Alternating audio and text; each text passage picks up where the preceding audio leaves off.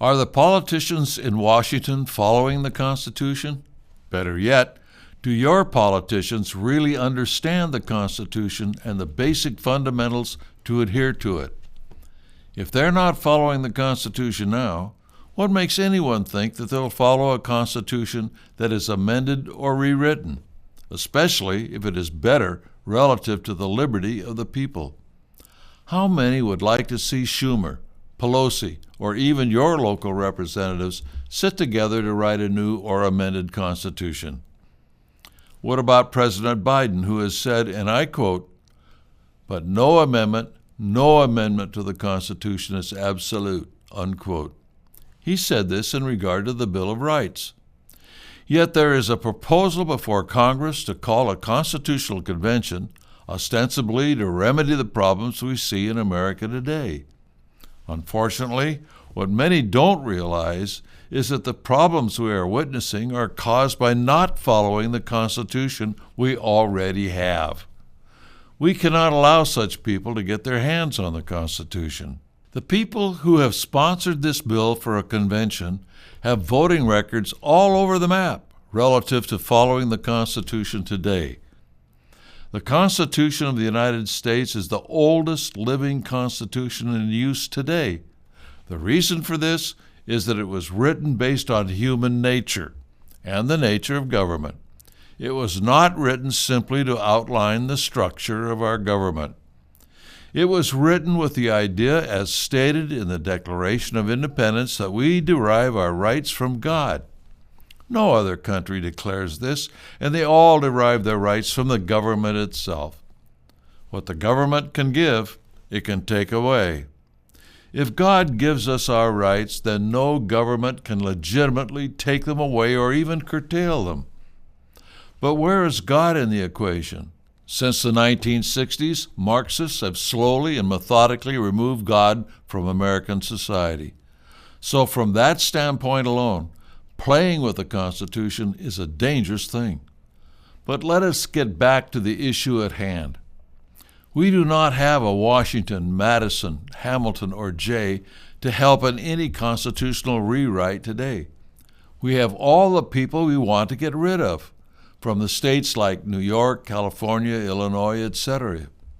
If you do not know who or how your representative would be selected from your state to such a convention, how can you be sure that it will turn out something for the better? And besides, the Constitution already works.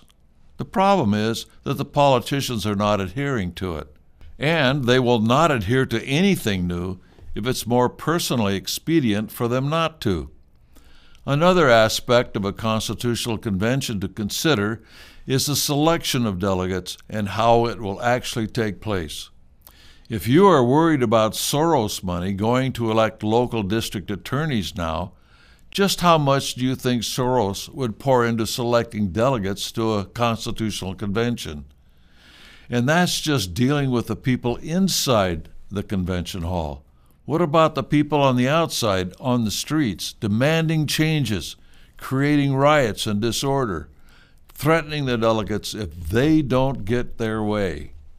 If you've not studied the issue closely, then you may not know that those who are leading the fight for such a convention work with those on the left who want a convention as well. You might have to ask why the two supposed opposites are working together. Also, where are the millions upon millions of dollars coming from that are pushing this? We've seen rhino Republicans flying all over America in private jets trying to get state legislators on board for a constitutional convention or a convention of the states. It's amazing to me the number of conservatives that have fallen for this scheme. On so many other issues, the same conservatives could see through the Marxist plans, but not on this. People everywhere need to realize that we do not need to change the Constitution. All we need is for our elected officials to adhere to the Constitution we have. Get in touch with your representatives and senators and tell them not to support this scheme. You can go to jbs.org, Action Projects, Stop a Constitutional Convention for more information. However, Keep your arguments simple. Ask questions such as, is this the time to try and get delegates to a convention when the country is so divided? Do we have the caliber of people that wrote the Constitution originally, or are we handicapped with too many Marxists in power today? What will be the effect of Soros money in this process? If the politicians are not following the Constitution now, what makes us think they will follow anything better in the future? Questions of this nature. The answer to our problems is educated Americans that will pressure their elected officials to follow the Constitution.